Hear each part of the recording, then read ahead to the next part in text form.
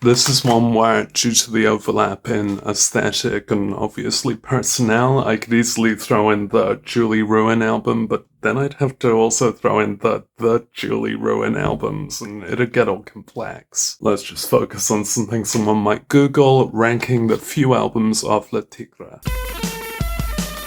Rain the albums. I think what they brought in '99 was a new way to be punk. Sure, sampling wasn't new to music, but in this exact vibe, maybe it was. There's obviously the politics, the aesthetics, the gender, but I think what it has most in common with feminist culture is that this sounds like the audio equivalent of a zine. It's very back to basics, but it's a new basics, so it's forward to basics. They sent this out very strongly on this first album. It's a mission statement for a feminist punk for the new millennium. It still stands up really well today. It's all yell-along, it's all riffs, it's all great. Is that sample from the Only Fools and Horses ending theme? I will only find out if someone answers here. EPs are a bit doomed on this show, long enough to be included, but short enough to be somewhat dismissed due to brevity. This one shares that fate, but I think it would be slight in any regard.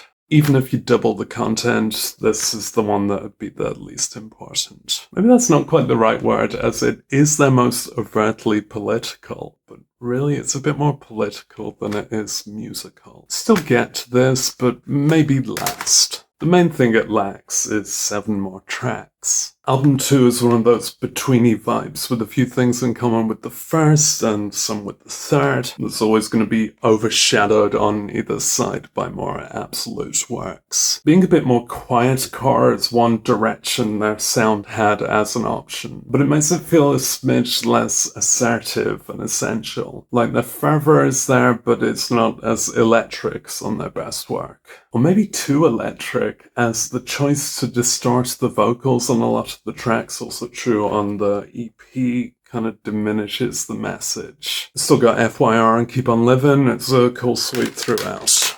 Then they go major label, they go professional photo, but they've done it with no compromise to their dignity. It's a very well-maintained version of their patchwork sound taken widescreen. They're just making party rock that might happen to suit the masses, and that's praxis.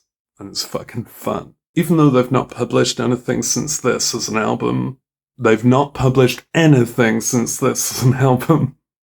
they weren't running out of ideas, they were running at their best. It's an even more confident and solidified version of their sound, but nothing quite matches up to the Cheese Bed's bedroom rockin'.